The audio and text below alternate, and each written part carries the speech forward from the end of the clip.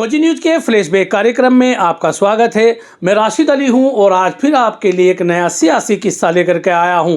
आज के सियासी किस्से में हम बात करेंगे मेरठ लोकसभा सीट की। यानी मेरठ लोकसभा सीट पर साल 1952 में पहला लोकसभा का चुनाव हुआ। साल 1991 में ऐसा हुआ कि मेरठ लोकसभा सीट पर चुनाव नहीं हुए और साल 2024 में भी मेरठ लोकसभा सीट पर चुनाव हुए। लेकिन मेरठ लोकसभा सीट पर 7 बार ऐसा हुआ कि महिला प्रत्याशियों ने भी सांसद बनने के लिए ताल ठोकी। हालांकि एक महिला इनमें सफल भी रही। तो वो महिला कौन है जिसने मेरठ लोकसभा सीट पर 2 बार सांसद बनने का गौरव प्राप्त किया और बाकी महिलाएं कौन हैं, उनकी स्थिति मेरठ लोकसभा सीट पर क्या रही, ये मैं आपको आगे अपडेट में बताऊंगा। उससे पहले मेरा आपसे अनुरोध है कि आपने अगर अभी तक खोजी न्यूज़ चैनल को सब्सक्राइब नहीं किया है तो पहले चैनल को सब्सक्राइब करिए। कमेंट बॉक्स में कमेंट करके ज़रूर बताइएगा आपको हमारी ये वीडियो कैसी लगी और आप हमारी वीडियो को लाइक भी ज़रूर करिएगा। उत्तर प्रदेश की मेरठ लोकसभा सीट साल 1952 में वजूद में आई थी और साल 2024 तक मेरठ लोकसभा सीट का वजूद बरकरार है।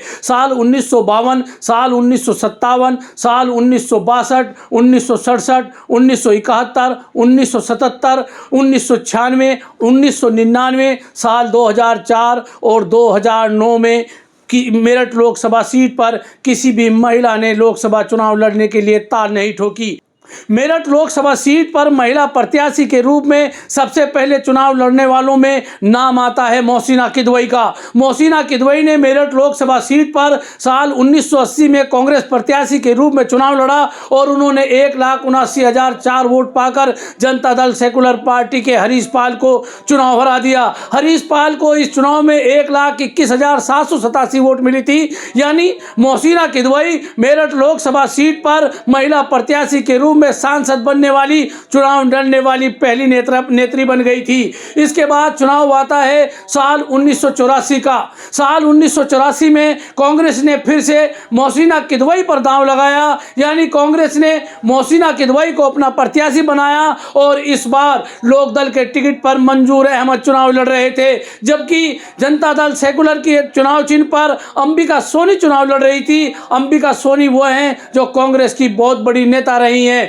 लेकिन जब चुनावी नतीजे 1984 के आए तो मोहसिना किदवई 2,38,236 वोट पाकर चुनाव जीत चुकी थी, जबकि लोकदल के मंजूर अहमद को 1,41,718 वोट मिली और अंबिका सोनी जो जनता पार्टी के टिकट पर चुनाव लड़ रही थी उन्हें वोट मिली थी मात्र 13,972। साल 1989 के लोकसभा के जब चुनाव आए तो जनता दल के टिकट पर हरीश पाल चुनाव लड़ रहे थे। उस समय जनता दल का लोकसभा के चुनाव में बड़ा असर था। यानी जनता दल की एक लहर चल रही थी और उनके सामने चुनाव लड़ रही थी कांग्रेस के टिकट पर।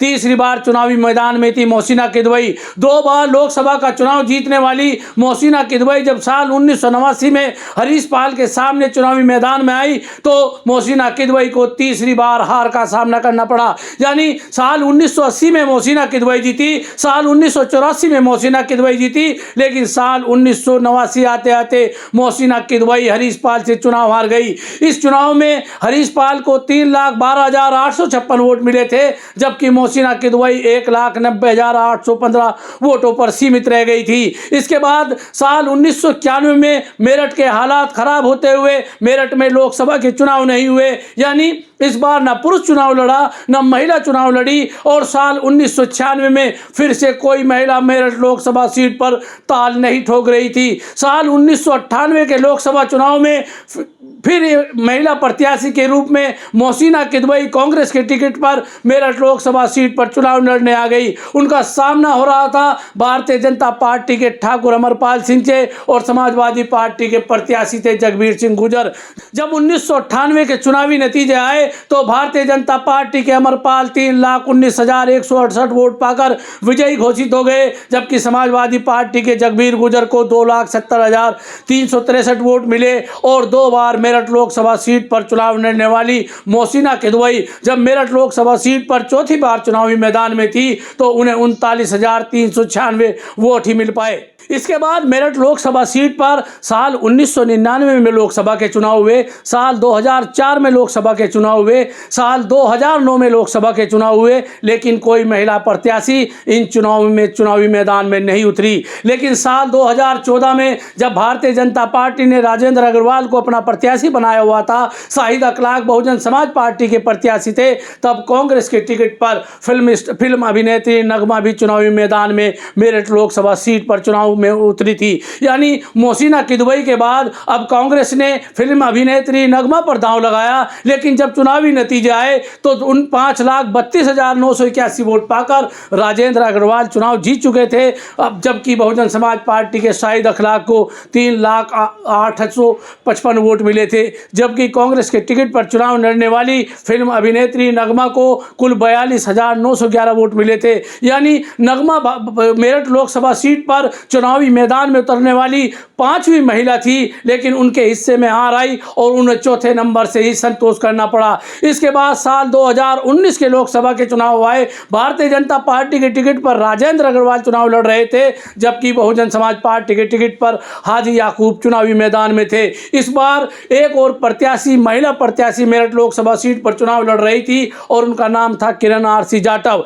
किरण आरसी जाटव को हालांकि 512 वोट कुल मिले थे और इस बार भी राजेंद्र अग्रवाल जो भारतीय जनता पार्टी के प्रत्याशी थे, उन्होंने 5,86,184 वोट पाकर चुनाव जीत लिया था। यानी मेरठ लोकसभा सीट पर साल 2019 के लोकसभा चुनाव में किरण आरसी जाटव ऐसी महिला थी जिसने छठी महिला के रूप में, छठी बार महिला प्रत्याशी के रूप में मेरठ लोकसभा सीट पर ताल ठोकी थी। लेकिन नतीजे जब आए तो उन्हें कुल 512 वोट मिली। अब हम बात करेंगे साल 2024 के लोकसभा चुनाव की। साल 2024 के लोकसभा चुनाव में भारतीय जनता पार्टी ने रामायण में भगवान राम का किरदार निभाने वाले अरुण गोविल को अपना प्रत्याशी बनाया। तो समाजवादी पार्टी ने एक नया प्रयोग किया। उन्होंने सामान्य लोकसभा सीट पर एससी महिला सुनीता वर्मा को समाजवादी पार्टी का प्रत्याशी बना दिया। सुनीता वर्मा मेरठ की मेयर रह चुकी थी। सुनीता वर्मा के पति योगेश वर्मा विधायक रह चुके थे, इसलिए सुनीता वर्मा पर समाजवादी पार्टी ने नया दांव चला।